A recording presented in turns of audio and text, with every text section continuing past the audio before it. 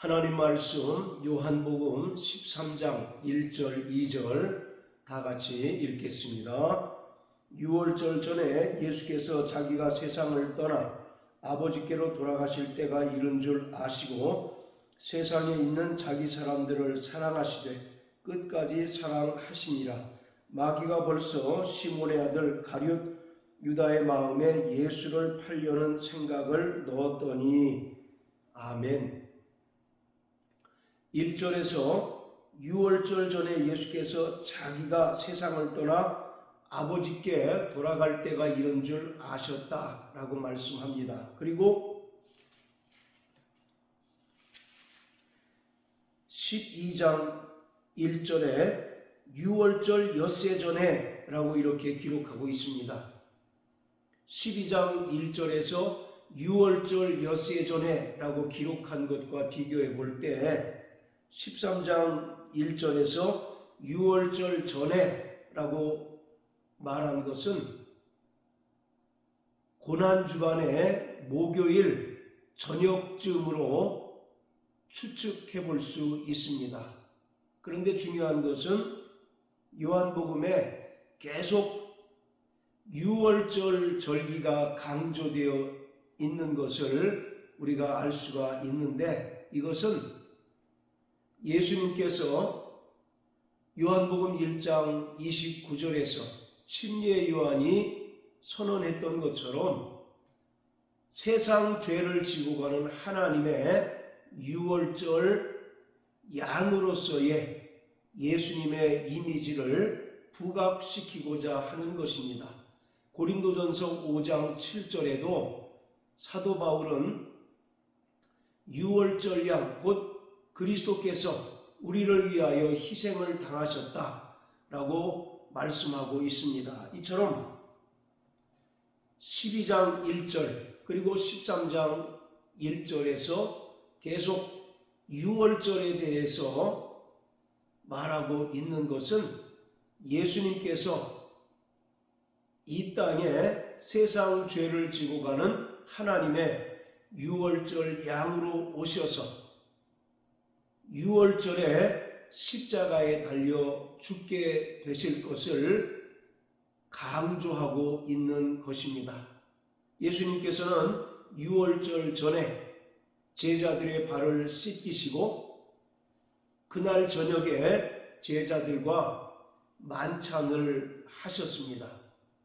그런데 2절에서 갑자기 마귀가 벌써 시몬의 아들 가룟 유다의 마음에 예수를 팔려는 생각을 넣었다라고 말씀하고 있습니다. 이것은 마귀는 철저하게 하나님의 일을 반대하는 자요, 또 예수께서 이 땅에 오셔서 이루실 하나님의 뜻에 대해서 회방하는 자라는 사실을 우리에게 분명히 알려주고 있습니다. 창세기 3장에서 옛뱀 곧 마귀가 하나님께서 지으신 들짐승 중에 가장 간교한 뱀을 도구로 사용해서 첫사람 아담과 하와를 유혹하여 범죄케 함으로 타락하게 만들었던 것처럼 세상 임금인 마귀는 이 세상에 있는 사람들을 도구로 삼아서 하나님의 아들 예수 그리스도께서 이 땅에 오셔서 이루실 하나님의 일들을 철저하게 방해하고 또 그 사명을 감당하지 못하도록 끝까지 회방하는 것을 볼 수가 있습니다. 그래서 마태복음 12장 30절에 보면 다 같이 한번 보십니다. 마태복음 12장 30절 나와 함께 아니하는 자는 나를 반대하는 자요 나와 함께 모으지 아니하는 자는 해치는 자니라. 바로 세상 임금인 마귀는 하나님의 일에 대해서 적극적으로 반대하고 대적하는 자일 뿐만 아니라 예수님께서는 이 땅에서 그의 십자가 죽음을 통해서 하나님의 백성들을 불러 모으시고 또 그리스도의 몸된 교회를 세우시려고 하지만 마귀는 끝까지 하나님의 백성들을 모으는 예수님의 사역 또 예수님의 행하신 일들에 대해서 반대하여 오히려 해치는 자라고 말하고 있습니다. 그러니까 예수님께서는 이 땅에 피스메이커로 오셨습니다. 죄로 인하여 하나님과 원수된 인간을 하나님과 화평케 하시는 자로 이 땅에 오셨지만 마귀는 트러블 메이커입니다. 하나님과 인간 사이를 이간시켜서 분리하게 하는 그런 존재가, 분리하게 만드는 그런 존재가 결국 마귀인 것입니다. 그것이 창세기 3장에서는 들짐승 중에 가장 간교한 뱀을 이용해서 마귀가 인간을 타락하게 만들었으며 또 신약에 와서는 예수님께서 탄생하신다는 소식을 접한 헤롯 대왕이 3세 이하의 모든 사내아이를 죽인 일로 일어났고 또 사복음서를 통해서 우리가 볼 수 있듯이 끊임없이 바리새인들을 위시한 유대 종교 지도자들이 예수님의 사역을 무력화하기 위해서 혈안이 되었던 것을 우리가 볼 수가 있습니다. 그리고 법정에서 예수님께 사형 언도를 내린 빌라도도 역시 마귀의 도구로 사용이 되었습니다. 그리고 심지어는 예수님의 12명의 제자 가운데 한 명이었던 가룟 유다마저 마귀는 그의 도구로 사용함으로 인해서 예수께서 이 땅에 오셔서 이루실 하나님의 일을 방해하고 또 그 뜻이 어그러지도록 역사했던 것입니다. 그러나 예수님께서는 마태복음 26장 24절의 말씀을 통해서 우리 다시 한번 마태복음 26장 24절입니다.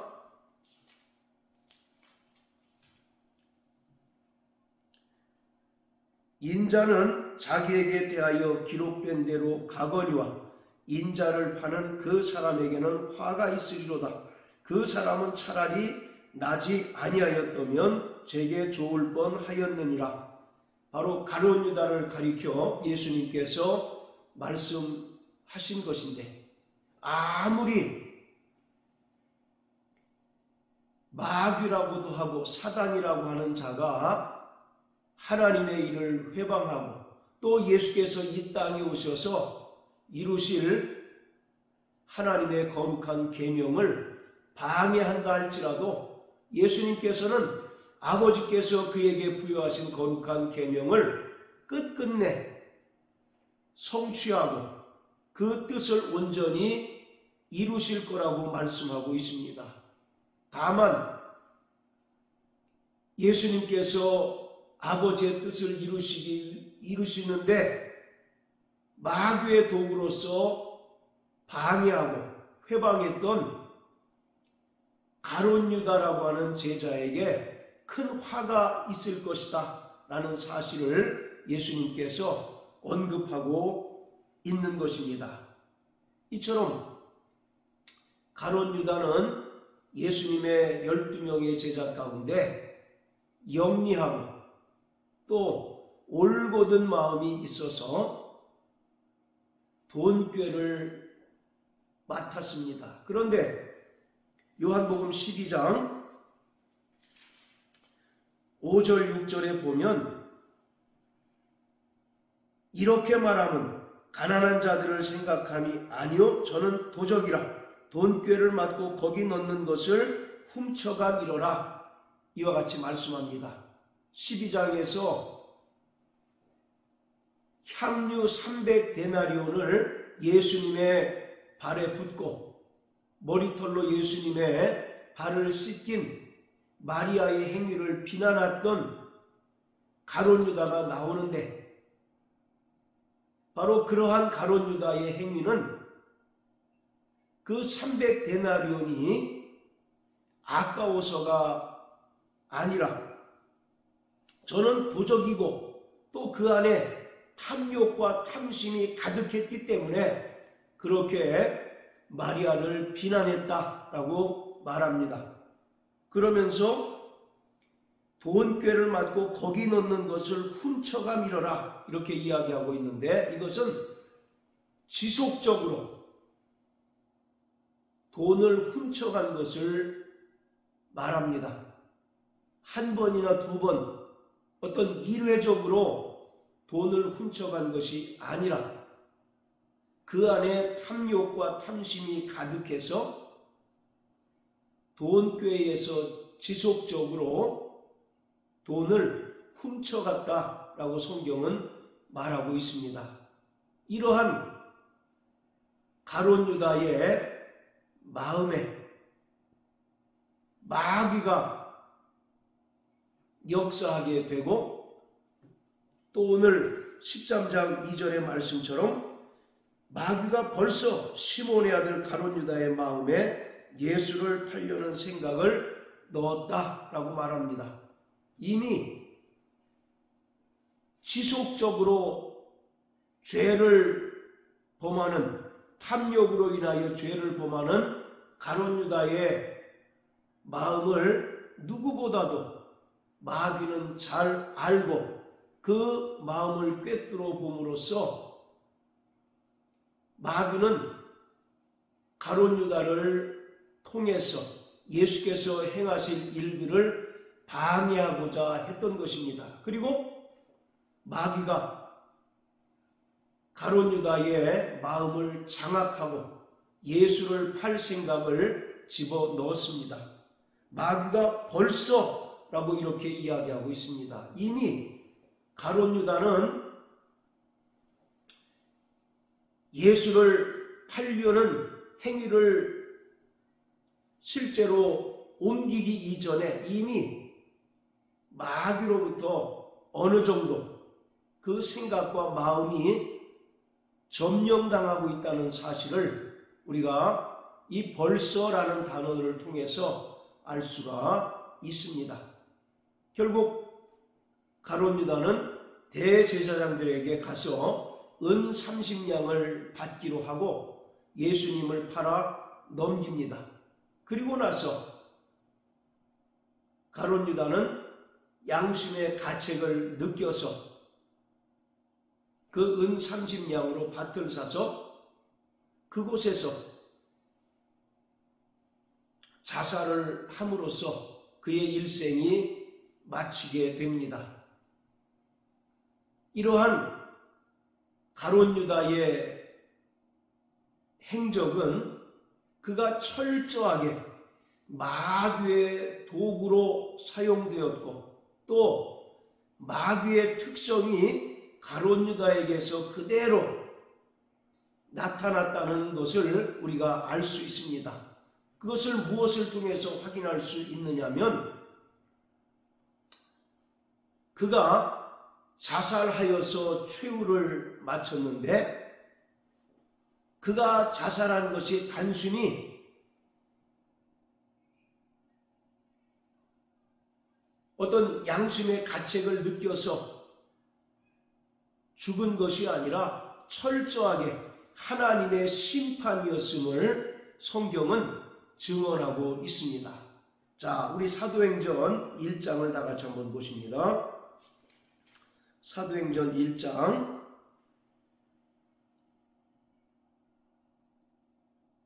자 15절부터 20절까지 읽어보겠습니다. 모인 무리의 수가 한 120명이나 되더라. 그때에 베드로가 그 형제 가운데 일어서서 가로되, 형제들아, 성령이 다윗의 입을 의탁하여 예수 잡는 자들을 지론한 유다를 가리켜 이미 말씀하신 성경이 응하였으니 마땅하도다. 이 사람이 본래 우리 수 가운데 참여하여 이 직무의 한 부분을 맡았던 자라. 이 사람이 불의의 삭으로 밭을 사고 후에 몸이 곤두박질하여 배가 터져 창자가 다 흘러나온지라. 이 일이 예루살렘에 사는 모든 사람에게 알게 되어 본 방언에 그 밭을 이르되 아겔다마라 하니 이는 피밭이라는 뜻이라. 시편에 기록하였으되 그의 거처로 황폐하게 하시고 거기 거하는 자가 없게 하소서 하였고, 또 일렀으되 그 직분을 타인이 취하게 하소서 하였도다. 자, 그리고 25절입니다.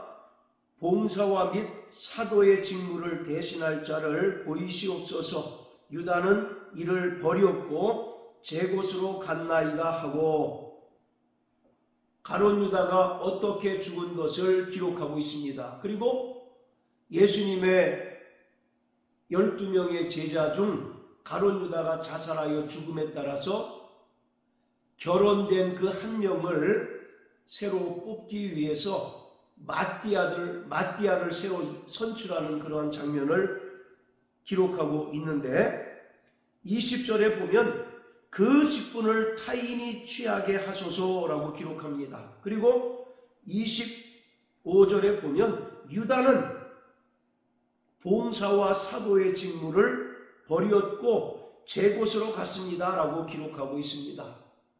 그리고 가룟 유다가 자살한 이제 그 상황을 다른 성경보다 상세하게 기록하고 있는데, 몸이 곤두박질하여 배가 터져 창자가 다 흘러나왔다라고 기록합니다. 이런 처참한 죽음은 하나님의 심판이었음을 말하고 있습니다. 유다서 6절에 보면 하나님께서 자기 지위를 지키지 않고 자기 처소를 떠난 범죄한 천사를 용서치 아니하시고 영원한 흑암으로 가두셨다라고 말씀하고 있습니다. 이처럼 창세 전에 하늘에서 천사가 타락하여 범죄한 모습이 나타났는데, 그가 타락하게 된 경위는, 자, 우리 유다서 6절입니다. 또 자기 지위를 지키지 아니하고 자기 처소를 떠난 천사들을 큰 날의 심판까지 영원한 결박으로 흑암에 가두셨으며, 피조물로서 하나님을 찬양하고 또 하나님을 섬겨야 하는 천사임에도 불구하고 그가 스스로 교만하여 하나님을 대적한 천사를 하나님께서 용서치 않으시고 큰 날의 심판까지 영원한 결박으로 가두셨다라고 말합니다. 자기 지위를 지키지 않고 자기 처소를 떠남으로 천사가 타락하게 되었다라고 기록합니다. 이와 마찬가지로 가룟 유다도 봉사와 사도의 직무를 위해서 예수님께서 그를 불러서 택하셨지만, 그가 단순히 탐욕의 눈이 멀어서 은 30에 예수님을 팔아 넘긴 것이 아니라, 가룟 유다의 행위는 마귀가 창세전에 타락한 그 양상과 같이 하나님께서 그에게 부여하신 자기 직분과 또 자기 처소를 떠나게 되었다라고 이렇게 말함으로써 가룟 유다의 죽음은 마귀가 타락하여 범죄함으로써 하나님께서 그를 심판하신 그러한 양상과 동일하다는 것을 사도행전 1장에서 기록하고 있는 것입니다. 이처럼 가룟 유다의 죽음은 단순한 자살이 아니라 하나님으로부터 저주를 받고 또 심판을 당하여 죽은 죽음이고, 또 가룟 유다의 죽음에까지 이르게 된 모든 행적은 그가 철저하게 마귀의 도구로 쓰임받고 마귀에 타락한 모습이 그대로 가룟 유다의 행위를 통해서 나타났음을 성경은 분명하게 말하고 있습니다. 이처럼 마귀는 끊임없이 사람들의 마음을 장악하고 또 사람들의 생각을 장악함으로써 하나님의 뜻을 대적하게 하고 예수 그리스도께서 이 땅에서 이루고자 하는 일들을 철저하게 반대하고 해치도록 역사합니다. 그렇기 때문에 구원받은 성도들은 무엇보다도 자기의 마음과 생각을 견고하게 해야 합니다. 잠언서 4장 23절에 보면 무릇 지킬 만한 모든 것 가운데서 내 마음을 지키라. 생명의 근원이 이에서 나느니라 라고 말씀하고 있습니다. 우리의 마음과 생각을 누가 지배하고 역사하느냐에 따라서 천국과 지옥, 영생과 심판이 결정된다는 사실을 우리는 분명히 깨달아야 합니다. 그래서 성령으로 충만하다라고 하는 것은 성도들의 인격과 마음과 생각을 철저히 성령께서 지배하고 성령께서 점령하심으로 말미암아 하나님의 뜻대로 살아가도록 우리를 인도하시는 상태가 바로 성령 충만입니다.